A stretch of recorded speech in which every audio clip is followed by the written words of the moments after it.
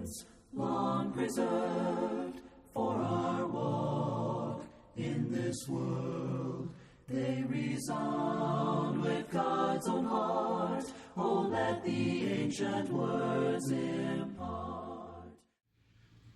Welcome back to Echoes of Eternity, where we walk through each book of the Bible to uncover God's timeless truths for today. I'm Douglas Marquardt. In this episode, we're going to look into one of the most honest, sobering, and surprisingly hopeful books in all of Scripture, the book of Ecclesiastes. It begins with a word that hits us right between the eyes. Meaningless, meaningless, says the teacher. Everything is meaningless. That's a cry that many of us at some point in life have echoed. Well, what if that cry leads us to the deepest truth? The book of Ecclesiastes introduces us to a mysterious figure with the Hebrew word that means assembler, or more commonly, the teacher or preacher. Traditionally, many have believed that this teacher to be King Solomon, reflecting late in his life on all that he had seen, done, and experienced. But even if the author remains uncertain, the message is unshakable. Ecclesiastes is a journal of a soul who has tasted it all: wealth, power, wisdom, pleasure, success. And through all of it has come up empty. It's the sound of someone searching and finally finding the answers of life. From the opening verse to the final conclusion, the teacher is on a quest to answer one question: what is the meaning of life under the sun? Now, he looks for wisdom in laughter, in achievement, in toil. He builds homes, plants vineyards, amasses riches, surrounds himself with every luxury. But his conclusion is still, everything is meaningless. You see, without God, even our best efforts are like chasing the wind. Yet Ecclesiastes is not hopeless. It's brutal honesty about life's frustrations, but it doesn't leave us there.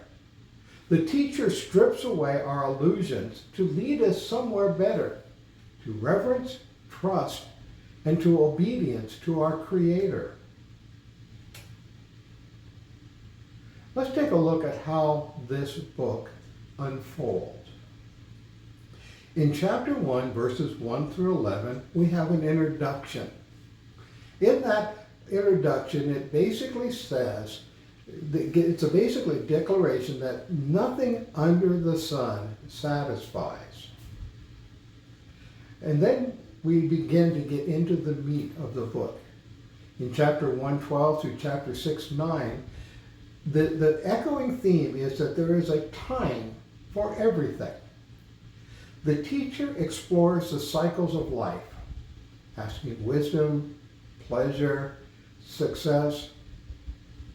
Finally, it's all lacking.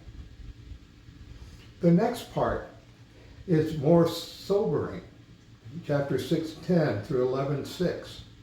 That's a reminder that death comes to all. It's a sobering reflection that no matter how successful or wealthy we are, death is the great equalizer. The third part of the book is chapter 11:7 through chapter 12:7, and it's called Remember the Creator. This is a poetic and heartfelt call to honor God in youth before the body weakens and life fades. And then the final section of chapter 12, verses 9 through 14, brings the conclusion of the book. The final word in all of this book is fear God, obey his commands, for this is everyone's duty. Let's explore some central themes that shape the book of Ecclesiastes.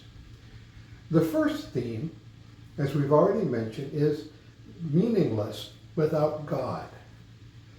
Everything apart from God, be it wealth or wisdom, success, is ultimately empty.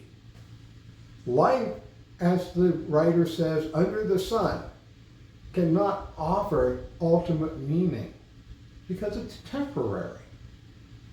Now, the teacher isn't cynical. He's realistic. He's trying to save us from wasting our lives on that which won't last. Another theme is the inevitability of death.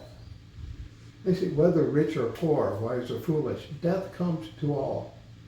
Ecclesiastes doesn't shy away from this truth. Instead, it invites us to live wisely, considering our own mortality. It reminds us that life is short. Don't waste it chasing wind. A third theme is the certainty of God. While everything under the sun may seem meaningless, God reigns above the sun. The teacher concludes by saying, fear God and obey his commands, for God will judge everything, including every secret thing, whether it's good or bad. When the book of Ecclesiastes was written, the Israelites were surrounded by a culture that was chasing pleasure, wealth, and idols. The teacher warns them, and he warns us, not to follow suit. He calls them back to the Creator, to a life rooted in obedience and reverence. For us today, we see that the Apostle Paul echoes this message in 1 Corinthians 15, where he says, if Christ has not been raised, your faith is futile. If the dead are not raised, let us eat and drink, for tomorrow we die. And what he says is, without the resurrection, life is meaningless. But he comes to the conclusion, but Jesus has risen. And because of that, your work, your suffering, and your joys have an eternal significance. Ecclesiastes leaves us with a haunting question. What truly is worth living for? And the New Testament answers with a name, Jesus Christ. Jesus is the end of our search for truth, our search for joy, and our search for purpose. He doesn't offer us fleeting pleasure. He offers us eternal life. As Jesus prayed in John 17:3, this is eternal life, to know you, the only true God, and Jesus Christ, whom you have sent. The message of Ecclesiastes prepares us for the gospel. It shows us what life is not, so that we're ready to receive the life Jesus offers.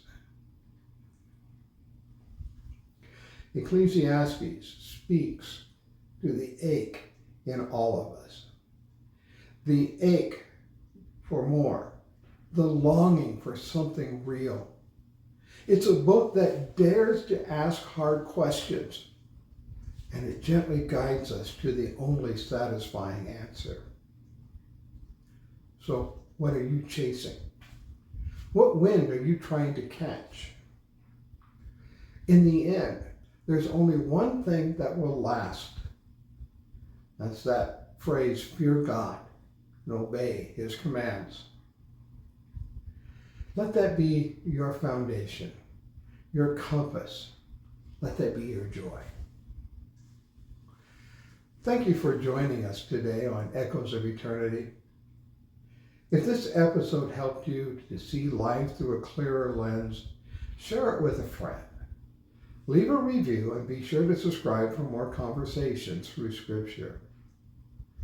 Until then, remember that without God, everything is meaningless. But in him, everything matters. preserved for our walk in this world. They resound with God's own heart. Oh, let the ancient words impart.